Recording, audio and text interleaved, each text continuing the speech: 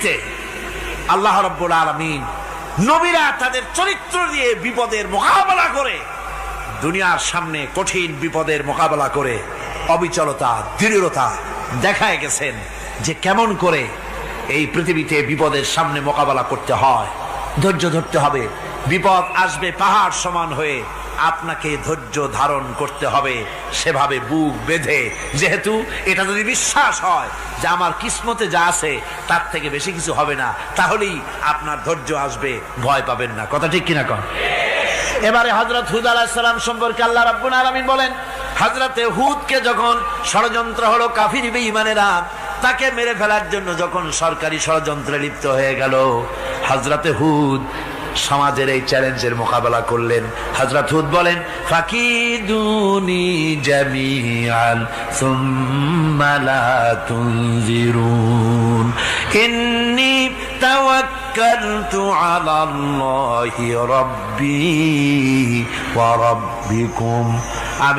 তোমরা তোমাদের ষড়যন্ত্র আমার বিরুদ্ধে যত পারো আমার বিরুদ্ধে ষড়যন্ত্র চালাও, এতটুকুন আমার অবকাশ দিও না। আমি এমন আল্লাহর উপরে ভরসা করেছি যার হাতের ভিতরে তোমাদেরও জান আর আমারও জান। যা পারো তাই করো। সরকার সমস্ত শক্তি একত্রিত হয়ে আমার মোকাবেলা করো। একদিকে হুদ আলাইহিস সালাম, আর একদিকে গোটা জাতি। হযরত হুদ ভয় পায় নাই। সুবহানাল্লাহ কোন? ঈমান বিল্লাহ মানুষের কলিজাকে এভাবে শক্ত করে দেয়। কোন আলহামদুলিল্লাহ। এবারে এই বিপদের, কঠিন বিপদের মোকাবেলা করে আমার রাসূল যে প্রমাণ দিয়া গেলেন, আমার রাসূল যে কঠিন বিপদের মোকাবেলা করলেন, ভাইরা আমার, হিজরতের রাতে সওর পাহাড়ের ভিতরে যখন তিনি আশ্রয় নিলেন, হযরতে আবু বকর সাথে ছিলেন।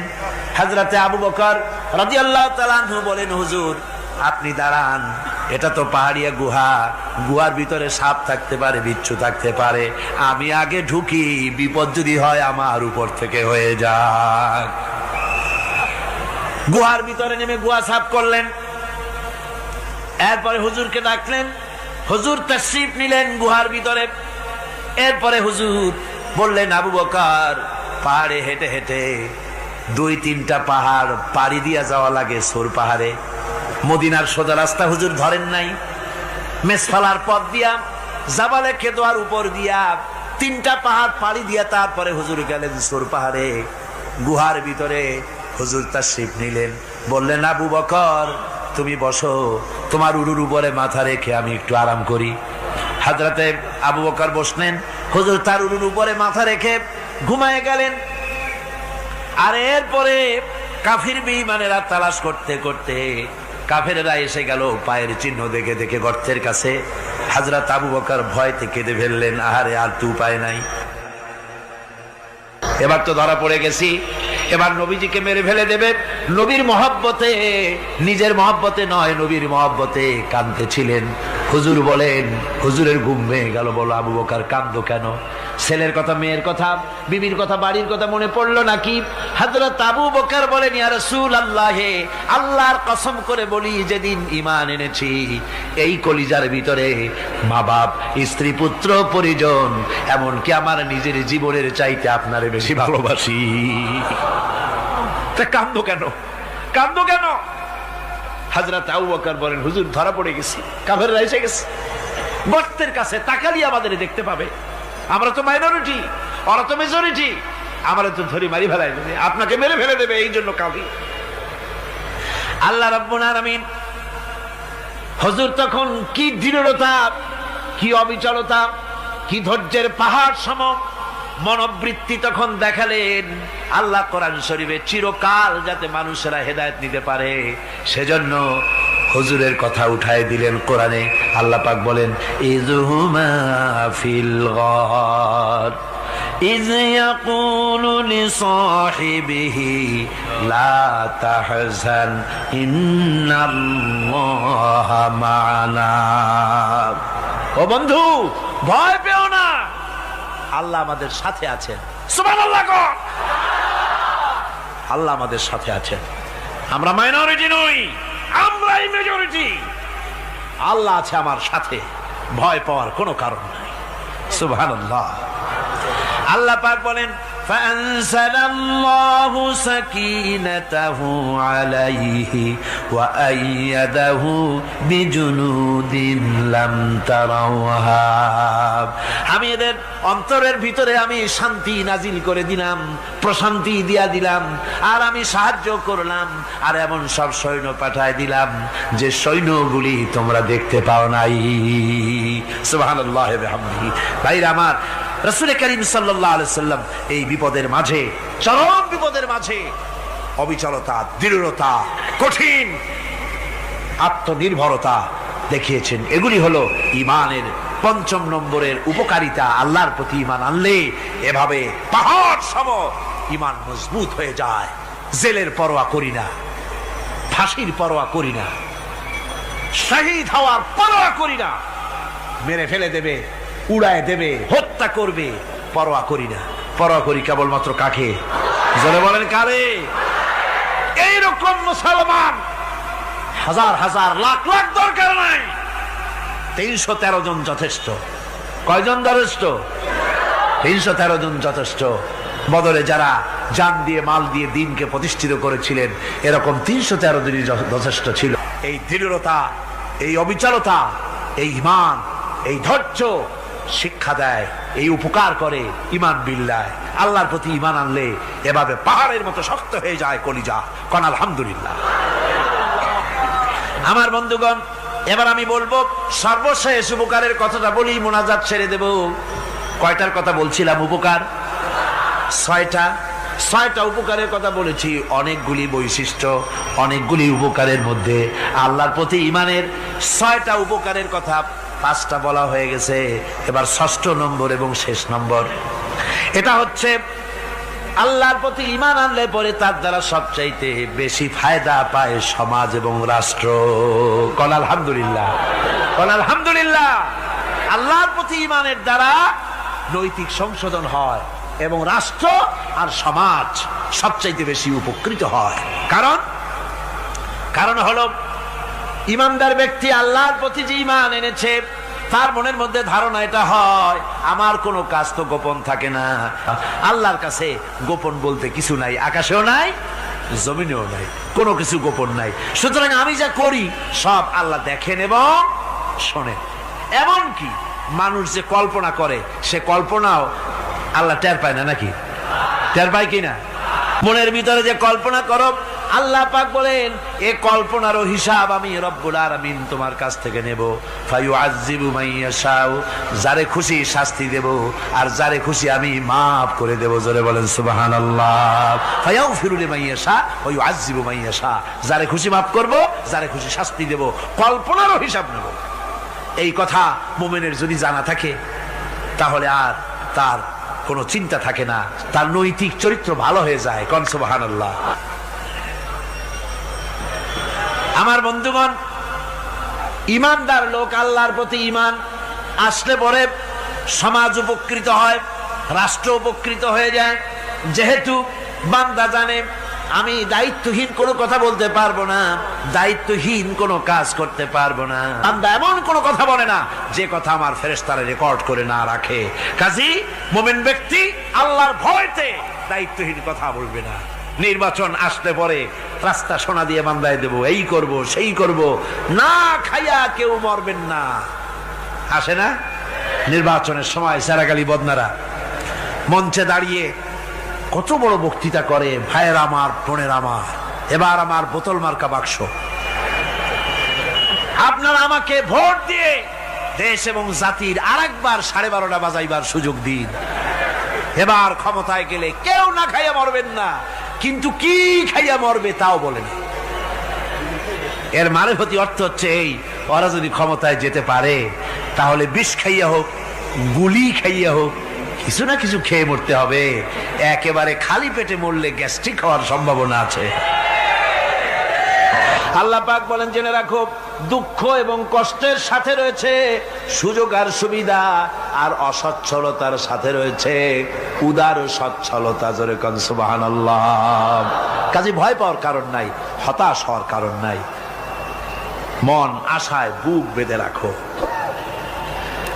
গুনাহ করেছো, হতাশ হয়েও না। যুবকদের গুনাহ করা স্বাভাবিক।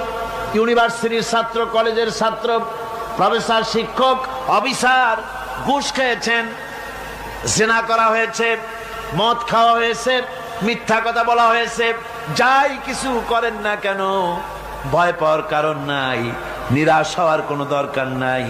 আল্লাহ পাক ডেকে বলেছেন, কুল ইয়া ইবাদিয়াল্লাযীনা আসরাফু আলা আনফুসিহিম লা তাকনাতু মির রাহমাতিল্লাহ। আরে আমার আল্লাহর মতো এত ভালো আর কেউ আছে? এত দরদ আর কারো আছে? আমার আল্লাহ বলেন, ও নবী আপনি শুনায় দেন, হে আল্লাহর বান্দারা, তোমরা যারা নিজেদের উপরে বাড়াবাড়ি করেছো, নিজেদের উপরে জুলুম করেছো, অত্যাচার করেছো, আমি আল্লাহর রহমত থেকে নিরাশ হয়ে যেও না। মানুষ যদি অপরাধ করে, বাপের সাথে অপরাধ করেছে, মায়ের সাথে অপরাধ করেছে, মা বাবা সন্তানের চাইতে এত বড় কল্যাণকামী তো আর কেউ নাই, কিন্তু মা বাবা কোনোদিন বলে না আয় আমার ছেলে তোরে মাফ করে দেই, এরকম বলে নাকি? মন চায় ছেলে যদি মাপ চাইতো, খুশি হয়ে মাফ করে দিতাম, কিন্তু কেন যে আসে না, ডাকে না যে আয় মাফ করে দেই। মা বাপ আপনাকে এত ভালোবাসে, সেই মা বাপও আপনাকে বলে না যে আয় মাফ করে দেই।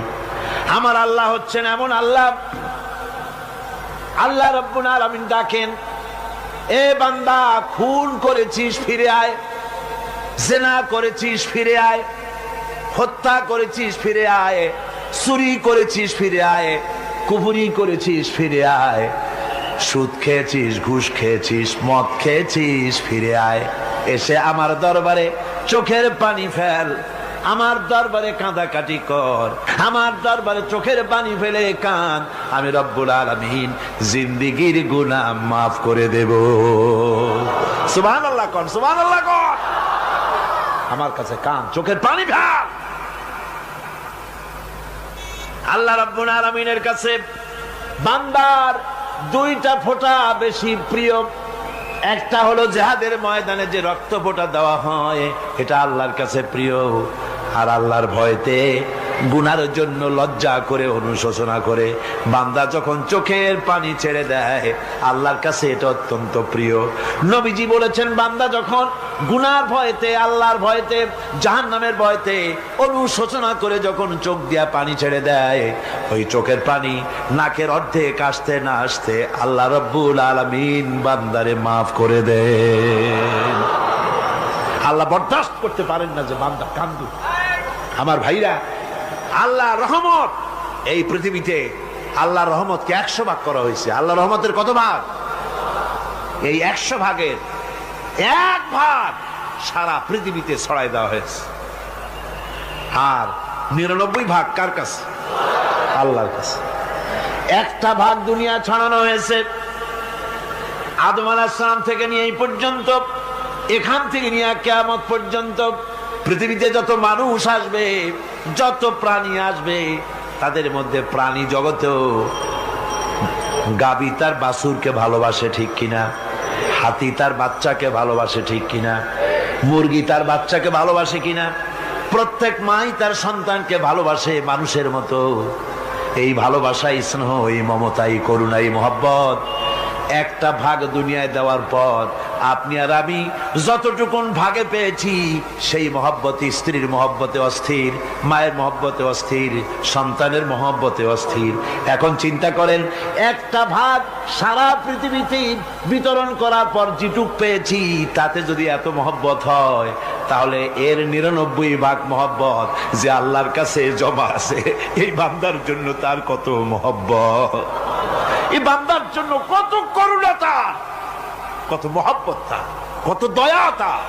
বান্দা, আমার ব্যাপারে প্রশ্ন করেছিস, জবাব আমি দেই, আমি তোর সবচাইতে বেশি নিকটে। সুবহানাল্লাহ। কত নিকটে? তোর যেই রগ, এই শাহরগের চাইতেও আমি তোর বেশি কাছে। সুবহানাল্লাহ। আমারে ডাক, আমারে ডাক, কলিজা দিয়া ডাক, অন্তর দিয়ে ডাক। মনের থেকে মানুষ যদি ডাকে, মুখের ডাক আর মনের ডাক এক জিনিস নয়। দিল থেকে যে কথা বেরোয় তা প্রভাব বিস্তার করে, ডানা নাই কিন্তু ওড়ার ক্ষমতা রাখে। মনের কথাই ভিন্ন। মন থেকে, দিল থেকে, কলিজা থেকে, অন্তরের গভীর কন্দর থেকে মোহাব্বতের সাথে কেউ যদি একবার বলে আল্লাহ, বলেন আল্লাহ, আল্লাহ, আল্লাহ। আল্লাহ রাব্বুল আলামিন বলেন, অন্তরের অন্তঃস্থল থেকে একটি বার যদি বান্দা বলেন আল্লাহ, আল্লাহ বলেন 70 বার সাড়া দিয়া জিজ্ঞেস করি, বান্দা কি চাও, আমি তোমার কাছে আসি। সুবহানাল্লাহ, আমি তোর একদম কাছে, কি চাস বল, বল আমার কাছে। এমন দয়াবান, এমন মেহেরবান, এমন আল্লাহ আমাদের। সে আল্লাহ রাব্বুল আলামিন, তিনি বলছেন, তোমাদের রব বলেছেন আমারে ডাকো, আমি আল্লাহ ডাকের সাড়া দিয়া দেব। সুবহানাল্লাহ। কারে ডাকতে হবে? কারে ডাকতে হবে? এই বিশাল জনসমুদ্র একযোগে চিল্লা এখন কারে ডাকতে হবে? কোন পীর সাহেবকে নয়, আল্লাহর কসম কোন খাজা বাবাকে নয়, ডাকতে হবে কারে? চিল্লা এখন কারে? তোমার রব তোমাকে বলতেছে আমারে ডাকো, আস্তাজিব লাকুম, আমারে ডাকবে আমি সাড়া দিয়ে দেব। সুবহানাল্লাহ। আল্লাহকে ডাকেন, কি চাই আপনার বলেন, কি চাই? আল্লাহর কাছে চান, আল্লাহ দিয়ে দিবেন। যাওয়ার জায়গা আল্লাহর কাছে চাইবেন, আল্লাহ দিবেন। দেওয়ার জায়গা, চাওয়ার জায়গা হলো সেজদায় পড়ে যাবেন। আমার ভাইয়েরা জায়গাটা চিনাই দিলাম। মাজারে যাওয়া লাগবে না, কবরে যাওয়া লাগবে না। 2 রাকাত নামাজ পড়ে সেজদায় পড়ে গিয়া যত বিপদ আছে, মুসিবত আছে, সেজদার মধ্যে চোখের পানি ছেড়ে দেন আর কেন্দে কেন্দে জীবনের কথা বলেন। আল্লাহ রাব্বুল আলামিন আপনার আওয়াজ শুনবেন আর দোয়া কবুল করে নেবেন। কাঁদতে হবে আল্লাহর কাছে। কার কাছে? আল্লাহর কাছে। সুম্মা ইস্তাগফিরুল্লাহ, আর এরপরে সে যদি আমি আল্লাহর কাছে ক্ষমা চাই, ইয়াজিদিল্লাহ গফুরার রহিমা, সে আমি আল্লাহকে গফুর এবং রহিম হিসেবে পাবে। সুবহানাল্লাহ। আল্লাহকে গফুর এবং রহিম হিসেবে পাওয়া যাবে। সব আল্লাহকে বলতে হবে, গুনাহ মাফ চাইতে হবে। এই জন্য হুজুর সাল্লাল্লাহু আলাইহি ওয়াসাল্লাম দৈনিক 100 বার তওবা করতেন। কোন হাদিসে আছে 70 বার, কোন হাদিসে আছে 100 বার তওবা করতেন। নামাজের পরে তো প্রত্যেক নামাজই পড়তেন হুজুর, সালাম ফিরাতেন আর সাথে সাথে বলতেন আল্লাহু আকবার, আস্তাগফিরুল্লাহ, আস্তাগফিরুল্লাহ, আস্তাগফিরুল্লাহ। মনে থাকবে আপনাদের? মনে থাকবে? সালাম ফিরাইয়া কি বলবেন? না, সালাম ফিরাবার সাথে সাথে বলবেন আল্লাহু আকবার, তারপরে পড়বেন আস্তাগফিরুল্লাহ, আস্তাগফিরুল্লাহ, আস্তাগফিরুল্লাহ। তওবা করবেন, আল্লাহর কাছে সবসময় গুনাহ মাফ চাইতে থাকবেন, বিনীত থাকবেন। আল্লাহকে পাওয়া যাবে, তাকে রহিম হিসেবে পাওয়া যাবে। সুতরাং ঈমান বিল্লাহ, আল্লাহর প্রতি ঈমান আনলে পরে 4 নম্বরের যে উপকারটা হবে সেটা হলো হতাশায় ভুগবে না, নিরাশায় ভুগবে না, আশায় বুক বেঁধে উঠবে, ঈমান মজবুত হবে, আল্লাহর কাছে মানুষ বিনয়ী হয়ে যাবে।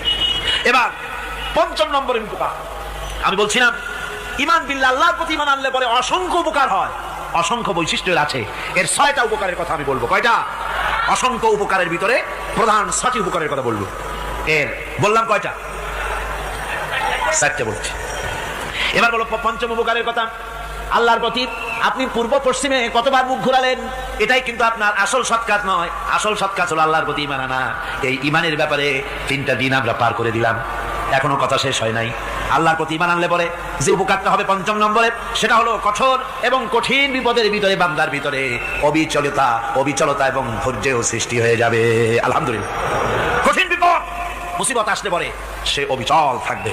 সারা দুনিয়ার বিপদ আপদ, শত্রুতা, দুঃখ, কষ্ট, মুসিবত, জুলুম, নির্যাতন সবকিছু পাহাড়ের মতো উঁচু হয়ে তাকে ঘিরে ফেলবে, কিন্তু তাকে এক চুলও নাড়াতে পারবে না। আলহামদুলিল্লাহ। সারা পৃথিবী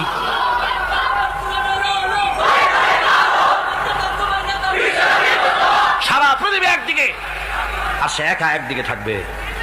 বিরোধিতা তো হবেই, বিপদ তো আসবেই।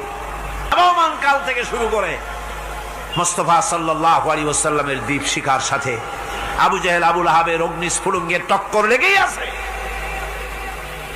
রাসূলুল্লাহর আল্লাহর দেওয়া এই বিধান, এই দ্বীনের বাতিটা টিম টিম করে জ্বলেছে। আর গোরকি, টর্নেডো, হাজার হাজার মাইল বেগে হেরিকেন এসেছে, গোরকি এসেছে, টর্নেডো এসেছে, টাইফুন এসেছে, কিন্তু এই আলো নিবাইতে পারে নাই। সুবহানাল্লাহ। এই আলো নিবাতে পারে নাই। এই শত্রুতা চিরকালে নিবাতে পারবে না। কারণ হচ্ছে আল্লাহ রাব্বুল আলামিন বলেছেন ইউরিদুনা লিইউতফিউ নূরাল্লাহি বিআফওয়াহিহিম ওয়াল্লাহু মুতিম্মু নূরিহি ওয়ালাউ কারিহাল কাফিরুন। ওরা চায় মুখের ফু দিয়ে আমার আলোকে নিভিয়ে দেবে, কিন্তু আমি আমার আলোকে পূর্ণতা দান করব। তাতে কাফের বেঈমানদের কলজায় যত জ্বালা যন্ত্রণা হোক, আমার দ্বীন কেউ মিটাই দিতে পারবে না। কোন সুবহানাল্লাহ। সুতরাং বিপদে অবিচলতা আসবে, সে অটল হবে, মজবুত হবে। কোরআনে কারীম বলতেছে, ওয়া কাযালিকা জাআলনা লিকুল্লি নাবিয়্যিন আদুওয়াম মিনাল মুজরিমিন। এই পৃথিবীতে এমনি করে আমি সকল নবীদের শত্রু বানিয়েছি, সব পাপিষ্ঠ অপরাধীদেরকে। নবীদের সাথে বিরোধিতা করেছে কারা? পাপিষ্ঠরা, অপরাধীরা। আজও খুঁজে দেখেন, আজও ইসলামী আন্দোলনের বিরোধিতা যারা করে সবগুলি কি? পাপিষ্ঠ। সত্য কিনা কর? ইসলামী আন্দোলনের বিরোধিতা যারা করে হিসাব করে, চোখ দিয়ে তাকায় দেখেন, খুঁজে দেখেন তাদের নামগুলি। মদখোর, জিনাকার, বদমাশ, চোর, হাইজাকার, বেনামাজি, লুটেরা, মিথ্যাবাদী, সবচাইতে সমাজের নিকৃষ্ট লোকগুলি ইসলামের বিরুদ্ধে করে।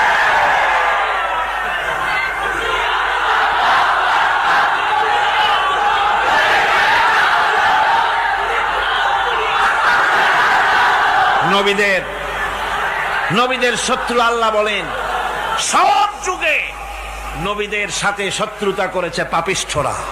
আল্লাহর কথা, কার কথা?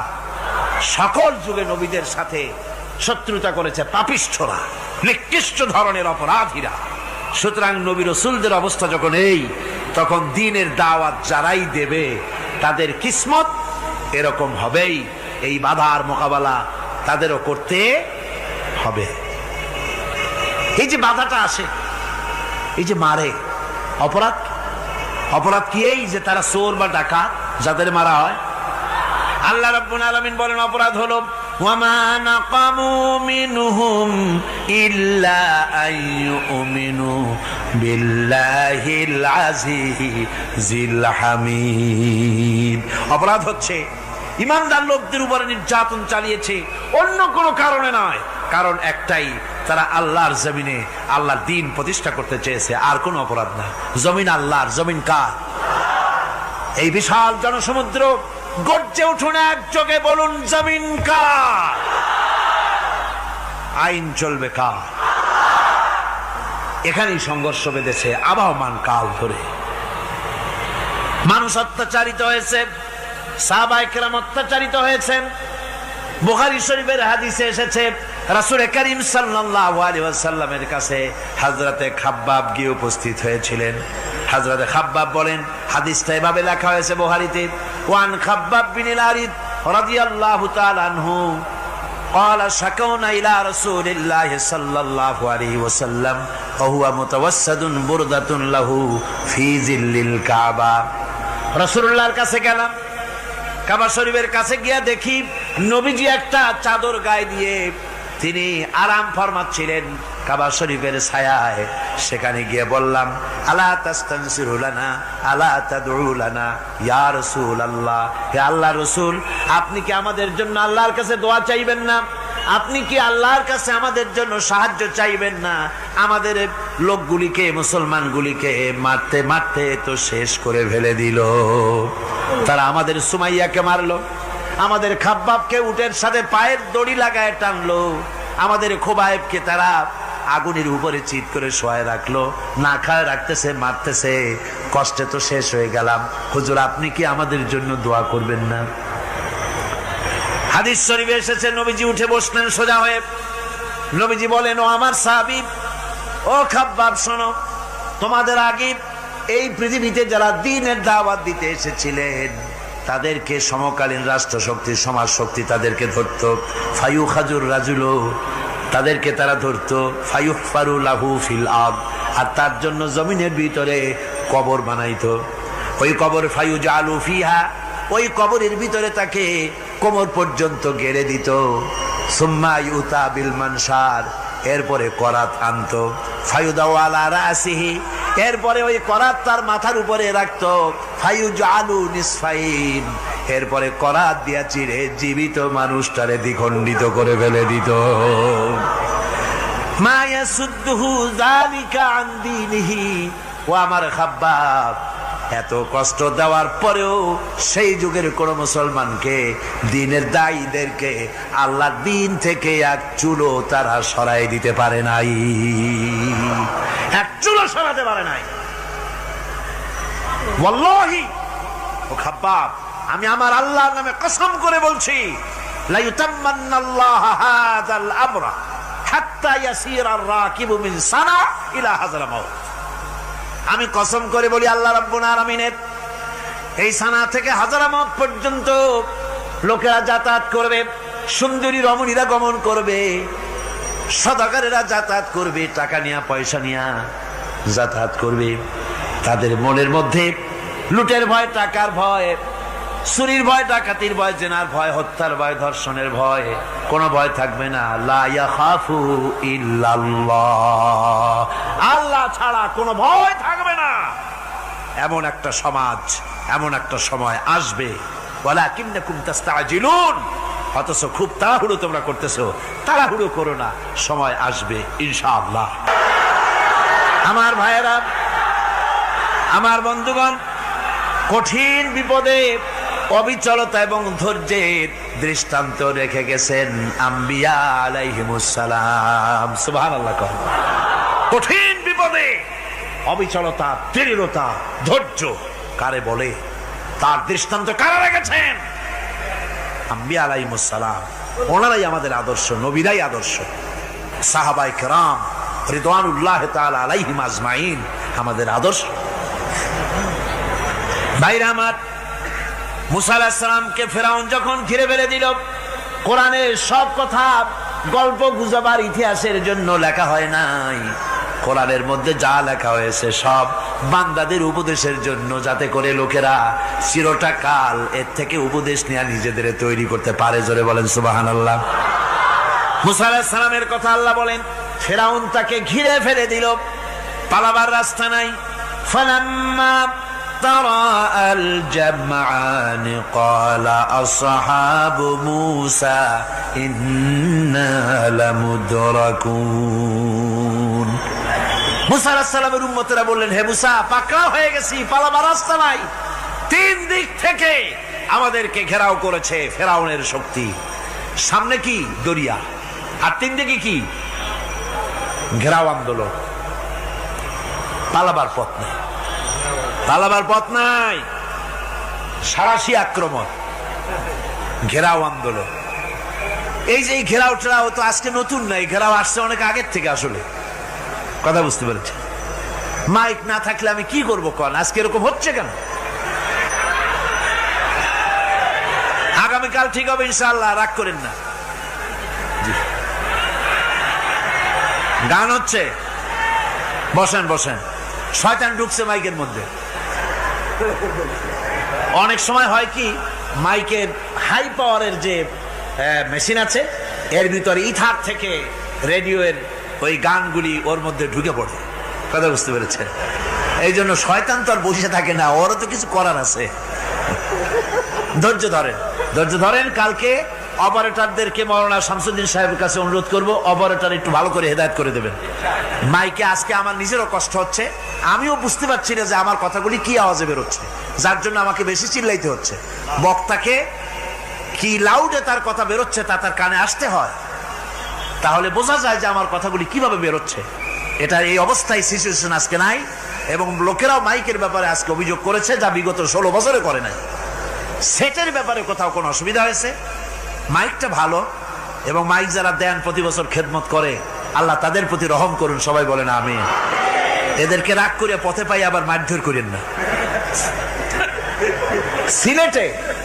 সিলেটের যে তাফসির মাহফিল হয়, বিগত 19 বছর তাফসির করেছি একটানা, এবার 20 বছর পুরো হবে ইনশাআল্লাহ। সিলেটে একটানা 20 বছর তাফসির করতেছি সেখানে। তো মাইক, একটা লোক বিনা পয়সায় মাইক দেয়, মাইকের ভাড়া সে নেয় না। তাফসিরের মাহফিলের মাইকের ভাড়া নেয় না। যে বছর এরশাদ সরকার আমাকে প্লেন থেকে নামতে দিল না, আপনাদের মনে আছে, সিলেট থেকে ফিরাই দিল, এই খবরটা মাইকম্যান যখন শুনেছে যে আমাকে নামতে দেয় নাই, ফিরাই দেওয়া হয়েছে, সাথে সাথে স্ট্রোক করেছে, হার্ট ফেল করে দুনিয়া থেকে বিদায় হয়ে গিয়েছে। সিলেটে তাফসীর হতে পারবে না এই কথাটা বরদাস্ত করতে পারে না। আমি কেঁদেছি আর দোয়া করেছি, আল্লাহ কোরআনের মহব্বতে লোকটার এই অবস্থা হলো, তোমার জান্নাত তুমি দয়া করে তাকে দান করে দিও। কাজে কোনো ব্যবসায়ী চায় না যে তার ব্যবসাটা খারাপ হোক, লোকেরা মন্দ বলুক। এ মাইকের ব্যাপারে আপনারা আজকে রাগারাগ করেন না, যা হয়েছে কালকে ভালো হবে ইনশাআল্লাহ। সবাই বলেন ইনশাআল্লাহ। এখন চলেন আমরা ফেরাউনের অবস্থা দেখি গিয়া কি করতেছে ফেরাউন। মুসা আলাইহিস সালামকে ঘেরাও করে ফেলেছে, পালাবার উপায় নাই, একদিকে দরিয়া, তিন দিকে ফেরাউনের শক্তি। এই যে ঘেরাও টেরাও মানে নতুন তো না, ধর্মঘট নতুন না, এ পুরানা জিনিস। এই পৃথিবীতে সর্বপ্রথম ধর্মঘট কিসের উপরে হয়েছে জানেন? এই পৃথিবীর প্রথম ধর্মঘট হয়েছে পেঁয়াজ, রসুন আর ডাইলের উপরে, মুসা আলাইহিস সালামের জামানায়। লান নাসবিরা আলা তাআমিন ওয়াহিদ, আমরা এক রকমের খাদ্য আর খাবো না, আমাদের পেঁয়াজ দেওয়া লাগবে, ডাল দেওয়া লাগবে, রসুন দেওয়া লাগবে। সর্বপ্রথম ধর্মঘট হয় মুসা আলাইহিস সালামের জামানায়, সেখান থেকে শুরু হয়েছে। কিন্তু মশাল মিছিল যে আসলো কই থেকে, এইটা আমি খুঁজে পাইনি।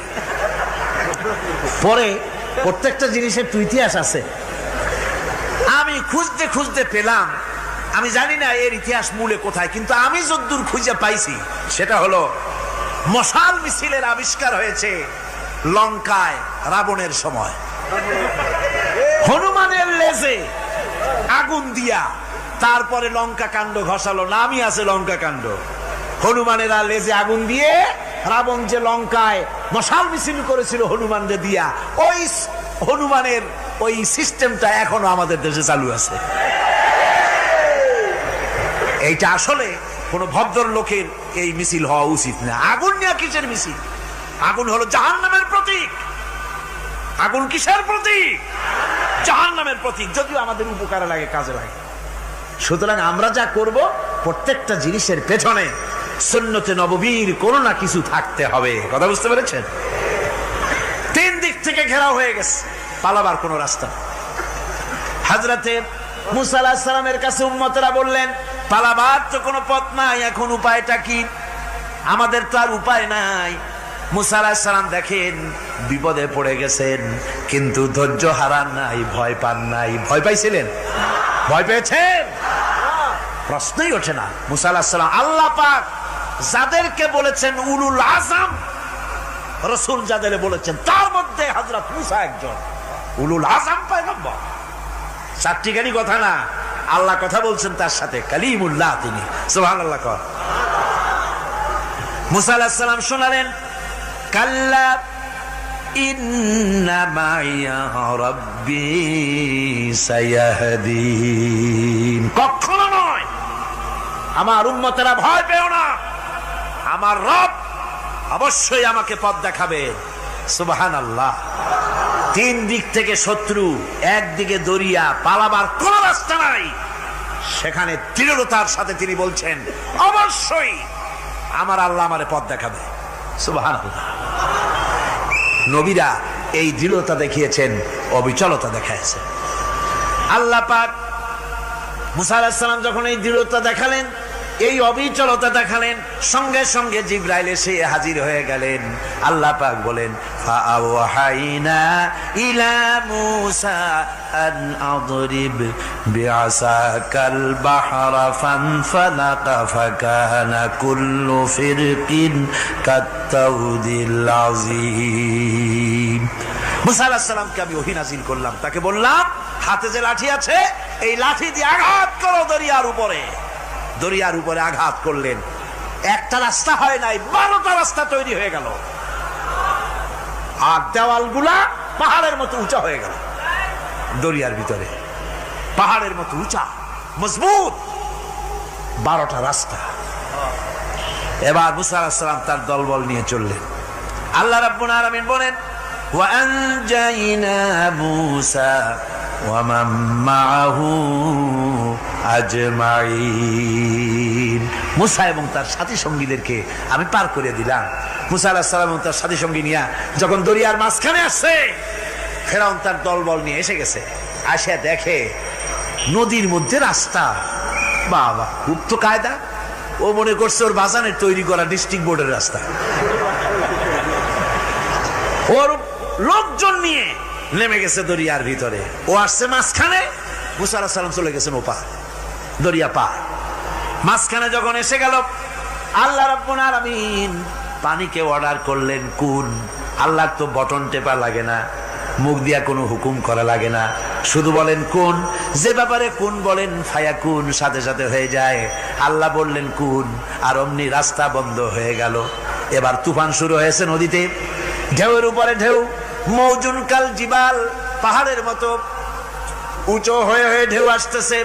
দলবল ঘোড়া আর অস্ত্রপাতি যা ছিল সব মরিয়া শেষ। এবার ফেরাউন একা উপরে ওঠে আর নিচে নামে, পানি খেতে খেতে পেটের কাম সারা। জনমের খাওয়া খাইছে পানি, এখন জান যায়।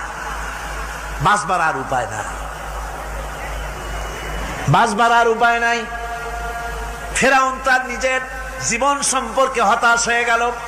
এবার ফেরাউন বলতেছে আমানতু আন্নাহু লা ইলাহা ইল্লাল্লাযী আমানাত বিহি বানু ইসরাঈল। আমি ঈমান আনলাম, আমি ঈমান আনলাম আল্লাহ ছাড়া কোনো ইলাহা নাই। ওই আল্লাহর উপর ঈমান আনলাম যে আল্লাহর উপরে ঈমান এনেছে বনি ইসরাঈলেরা। আল্লাহ যাতে ঠিক পায় যে কোন আল্লাহর উপর ঈমান আনছে। বনি ইসরাঈলের আল্লাহর উপর ঈমান আনলাম। আল্লাহ, এই তো মুসলমান হয়ে গেছি, এরপরও আমার সুবাও কেন? আল্লাহ রাব্বুল আলামিন জবাবে বলেন, এখন ঈমান আনার কথা বলছো, অথচ যুগের পর যুগ, বছরের পর বছর ধরে আমার মানুষের উপরে মন গড়া আইন চালায়েছ, আমার পয়গম্বরের সাথে বেয়াদবি করেছ।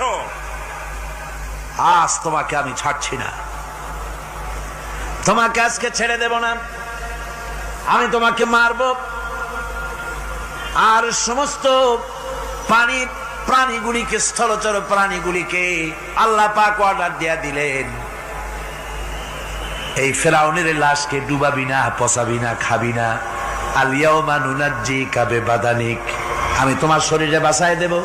পোকে খাবে না, পানিতে পচবে না, মাছে খাবে না, কুমিরে খাবে না, দুনিয়ার কোনো পশুতে খাবে না। আমি তোরে শুটকি বানাইয়া রাখবো, যাতে করে দুনিয়ার সমস্ত ফেরাউন যত যুগে যুগে আসে তোরে দেখে যেন হেদায়েত নিতে পারে। ফেরাউনকে আল্লাহ শুটকি বানায় রাখছে। আমি ফেরাউনদের লাশ দেখেছি ব্রিটিশ মিউজিয়ামে। ফেরাউন তো একটা না, অনেকগুলা। আসলটারে অবশ্য দেখিনি। ব্রিটিশ মিউজিয়ামে ওই ফেরাউনগুলার লাশ যখন অসুবিধা হয়, মমিগুলি, তখন ইংল্যান্ডে নিয়ে যায় চিকিৎসা করাবার জন্য। চোখ টোক আছে গর্তের ভিতরে, তারপরে চামড়া টামড়া হাড়ের সাথে মিশানো, ওইভাবে চেহারা দেখলে মনে হয় যে সত্যি ফেরাউনিগুলা। আর ব্রিটিশের কাম মিশর থেকে নাম সে এমন কোন জিনিস নাই। আমি সেখানে এক বক্তৃতায় বলছিলাম, আপনারা এদের এখন সভ্য, এদের এখন ভদ্র, এরা হলো ইন্টারন্যাশনাল চোর। ওরা সারা দুনিয়া চুরি করেছে। লন্ডনে বক্তৃতা করেছি, সারাটা দুনিয়া চুরি করছে, আমাদের দেশকে শোষণ করেছে। এই বিশাল ভূভাগকে শোষণ করে ইংল্যান্ডের দ্বীপটাকে তারা সাজাইছে। তারা ময়ূর সিংহাসনের, শাহজাহানের ময়ূর সিংহাসনের ময়ূরের বাম চোখে কোহিনূর মণি লাগাইছিলেন। শাহজাহান ময়ূরের ডান চোখে কোহিনূর মণি লাগায় নাই। কোহিনূর মণির অনেক দাম, আমি দেখে এসেছি মণি। এখন সেটা কুইন এলিজাবেথের মুকুটে শোভা পাচ্ছে। সেই মণি এমনি বলে প্রবাদে, 7 রাজার ধন এক মাণিক্য, বলেন এরকম। অনেক দাম। শাহজাহান দেখালেন আমি মুসলমান, আমার কাছে এটার দাম নাই, এই জন্য ময়ূরের ডান চোখে লাগালাম না, বাম চোখে লাগাই দিলাম। এইটারে চুরি করছে। তারপরে মিশর থেকে, মিশরের মমি চুরি করেছে, জুতা চুরি করছে, ছাতি চুরি করছে, পিসা চুরি করেছে। আমি বললাম এগুলা কি ভদ্রলোক নাকি? এরা জুতা চোর, পিসা চোর, লাঠি চোর, সব চুরি করেছে। যাই দেখেন ব্রিটিশ মিউজিয়ামের মধ্যে সব দুনিয়ার চুরি করা জিনিস নিয়ে তারা মানুষকে দেখাইয়া পয়সা উপার্জন করছে। টিপু সুলতানের তরবারিটা পর্যন্ত চুরি করেছে। আজ পর্যন্ত ব্রিটিশ মিউজিয়ামে টিপু সুলতানের তরবারিটা আছে, আমি তরবারিটা দেখে এসেছি। আমার বন্ধুগণ, বলতেছিলাম যে